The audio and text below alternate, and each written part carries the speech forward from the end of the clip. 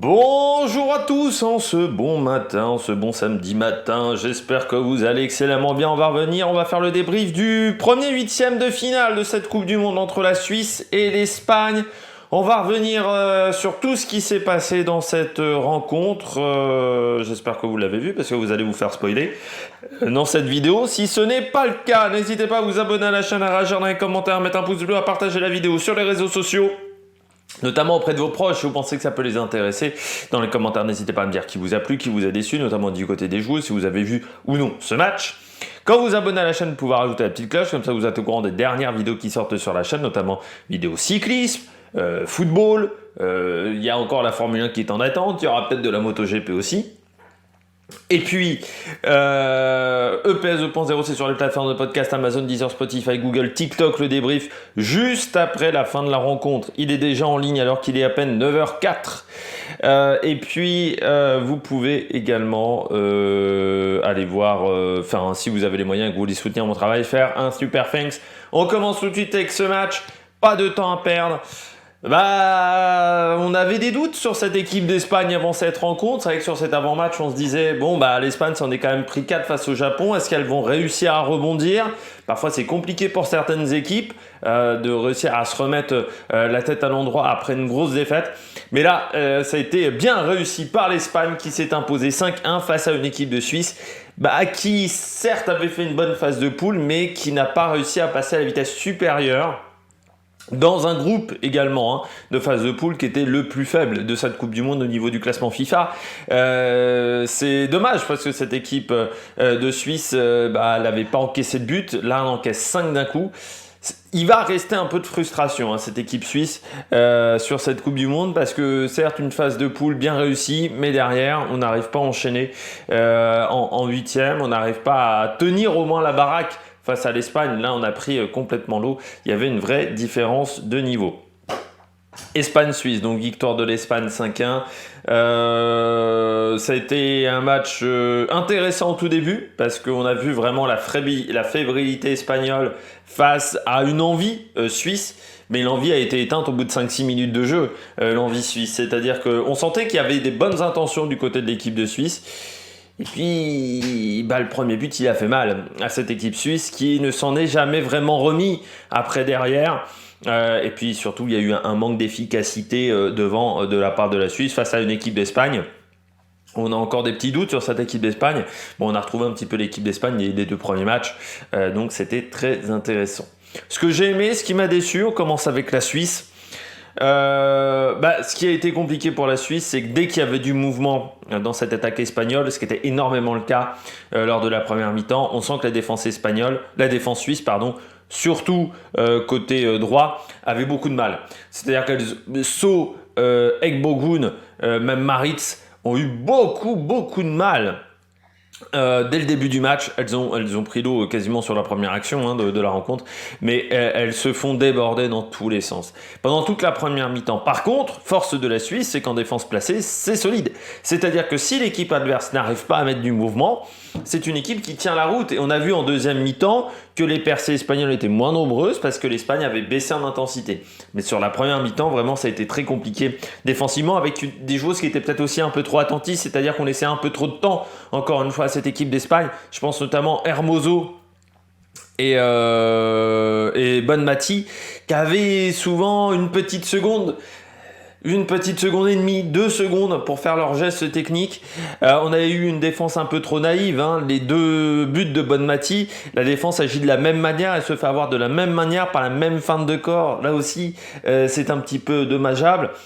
Du côté offensif, on a vu que la seule solution pour l'équipe de Suisse, c'était de jouer au niveau des contres, de jouer un jeu de transition très rapide. Le problème, c'est que, certes, elles étaient rapides. Il y a des joueuses qui sont rapides. Je pense à So, notamment. Je pense même à Barman ou Pubel. Le problème, c'est qu'il y avait énormément de déchets techniques, notamment dû au fait qu'elles ont très peu touché le ballon, seulement 30% de possession de balle. Et je pense qu'à la fin de la première mi-temps, on ne devait même pas atteindre les 25%. Et ce qui fait qu'il y avait énormément de déchets techniques. Donc ça a été très compliqué pour cette équipe de Suisse, avec des passes qui n'étaient pas non plus toujours bien transmises. Donc c'est là où c'est fait un petit peu la différence face à une équipe d'Espagne qui maîtrise dans ce domaine-là. Du côté de l'équipe d'Espagne, ce que j'ai aimé, c'est l'agressivité en début de match. Moi j'avais un peu des doutes avant ce début de match en me disant elles vont peut-être avoir un début de rencontre compliqué avant de se mettre en route. Non, elles ont été agressives tout de suite, elles sont rentrées dans le lard tout de suite. Donc ça c'était intéressant. Agressive, mais sans se prendre de carton en plus. Donc ça c'est plutôt une bonne nouvelle pour l'équipe d'Espagne. Une grande qualité de passe, je crois que c'est le meilleur résultat pour l'instant de précision de passe, 87% de précision de passe, ce qui permet d'avoir ta possession à 70%. Forcément, quand les passes arrivent à destination, c'est toujours pas mal. Ça montre aussi que du côté de l'équipe de Suisse, on a été un peu trop attentiste, pas assez agressif, pas assez sur les filles, parce que quand tu arrives à 87% de possession de balle, c'est que l'équipe adverse ne t'a pas suffisamment gêné. Dès qu'il y a eu du mouvement et elles ont réussi à créer du mouvement, le mouvement ça se crée avec les joueuses sans ballon, mais aussi avec des actions de passe, beaucoup de vitesse dans les transmissions, et ça a créé beaucoup de mouvement dans cette attaque espagnole, et on a retrouvé un peu l'attaque espagnole des 2 premiers matchs qu'on n'avait pas eu sur le match face au Japon. Elles n'avaient pas réussi à mettre ce jeu-là en place, et puis alors, dans l'axe, ça marchait pas énormément, notamment avec Esther Gonzalez. Par contre, sur les côtés, Hermoso, elle a fait un festival, Paraluelo aussi. Il y a vraiment des joueuses qui ont été très performantes sur les ailes.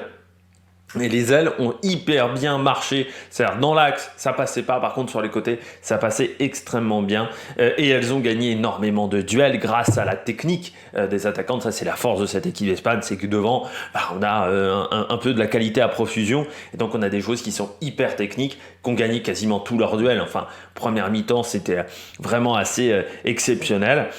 La question, c'est la défense toujours. La défense, notamment avec ce but. Le but est un but gag. Le but contre son camp de Codina sur une passe en retrait. Ça montre déjà qu'on n'est pas sûr de son coup, parce que je rappelle qu'il y a eu quand même des gros changements, notamment on change la gardienne en 8e de finale avec Catacol, on met Codina. On a changé l'arrière de la défense vraiment énormément, donc on sent qu'on n'a pas une défense à 4 sûre, on ne sait pas 4 joueuses vraiment mettre de la part du coach, et ça c'est Vilda, pardon, je vais y arriver. Jorge Vilda. Je vais réussir à le faire vraiment en français. Il est 9h10, c'est pas facile. Mais là où ça a été compliqué, voilà, dans cette défense. Et puis on sent qu'il y a un manque de communication sur les actions défensives. Entre là, le but, c'est totalement ça, c'est une erreur de communication, mais on sent que c'est le problème. La question aussi, c'est au niveau mental. Alors là, elles ont réagi assez rapidement, mais l'équipe de Suisse, c'était pas une grosse opposition. Est-ce que cette équipe-là a les ressources pour aller taquiner les meilleures équipes au niveau mental? On n'a toujours pas la réponse ce soir, ce matin même, parce que je sais pas si au niveau mental c'est solide. Là, on a vu, elles ont fait un super match, mais elles n'ont pas été énormément inquiétées par l'équipe de Suisse. Face à une équipe un peu plus solide, est-ce qu'elles arriveront à garder la même intensité? Ça, c'est la grande question. On passe aux choses du match. Pour moi, du côté de la Suisse, j'ai mis en top Barman. J'ai hésité avec plusieurs joueuses du côté de la Suisse, parce que ça avait quand même été compliqué, mais j'ai mis Barman tout simplement parce que j'ai hésité avec Thalmann, qui pour moi la gardienne fait pas un mauvais match. La difficulté, c'est qu'elle a eu tellement de ballons, je rappelle 26 tirs pour 10 tirs cadrés, donc c'était vraiment bien du côté de l'Espagne face à 2 tirs pour un seul cadré du côté de la Suisse. Mais c'est vrai que pour moi, Barman, elle était un peu esselée, mais elle a tenté quelques percées. Elle a tenté de conserver le ballon à un certain moment. Donc voilà, c'est pour ça que j'ai mis Barman, même si j'aurais aimé qu'elle ait plus de ballons. Et puis en flop, j'ai hésité là aussi entre So et Egbogun. Pourquoi So? Parce que défensivement, elle est inexistante. C'est pour ça qu'Hermoso s'est amusé avec So, parce que défensivement, elle est vraiment pas présente. Il faut vraiment qu'elle travaille ce domaine-là. Les milieux de terrain dans cette équipe de Suisse, elle est au milieu de terrain, donc il faut vraiment qu'elle travaille sa défense parce que c'est pas suffisant ce qu'elle propose. Mais j'ai quand même mis Egbogun parce qu'elle s'est fait transpercer par Paraluelo, par Hermoso. Elle n'a jamais trouvé la solution. Et c'est vrai que c'était le côté où du côté de l'Espagne, ça passait le plus facilement. De l'autre côté, avec Rezen et Reuteler, c'était un peu plus compliqué. Mais là, Egbogun, elle a pris l'eau pendant toute la rencontre du côté de l'équipe d'Espagne. J'ai mis Paraluelo qui vraiment a fait un match fantastique. Sa vitesse a fait extrêmement mal, sa technique a fait mal. Elle a aussi eu souvent le bon geste, le bon choix.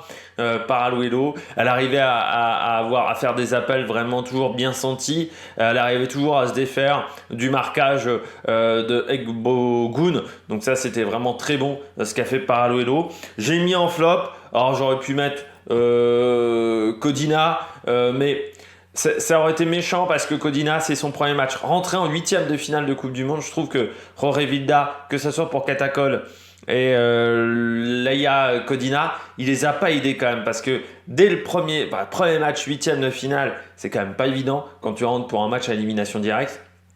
Alors il y a Pierre, il y a Franck Leboeuf, mais je crois qu'en 98, Franck Leboeuf, il avait dû jouer un peu sur les matchs.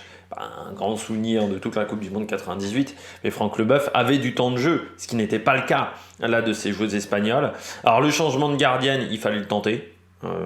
Mais changer aussi une joueuse de la charnière, c'était osé de la part de Jorge Vilda. Après, bon, ils s'en prennent qu'un et puis ils n'ont pas été menacés au niveau défensif. Donc c'est pour ça que j'ai mis Esther Gonzalez. Elle n'a pas apporté grand chose, Esther Gonzalez. J'aurais aimé qu'elle apporte plus dans l'axe du terrain. Sauf qu'elle n'a pas réussi à trouver l'ouverture face à Stierli qui l'a bien malmenée. Et puis qu'est-ce qu'elle râlait contre l'arbitre, je sais pas, contre ses collègues. Enfin, je trouve que voilà, elle n'était pas dans un bon mood, comme disent les Jones. Elle n'était pas avec en termes de mentalité, c'était pas ça. C'était pas la bonne énergie qu'elle avait, Esther Gonzalez. Elle s'énervait un petit peu dans tous les sens. Donc voilà, t'es en 8e, t'es dans des matchs à élimination directe quand t'es attaquante, c'est forcément plus compliqué. Et du côté d'Esther Gonzalez, j'aurais aimé qu'elle apporte un peu plus dans cet axe du terrain. Je trouve qu'elle a été trop discrète.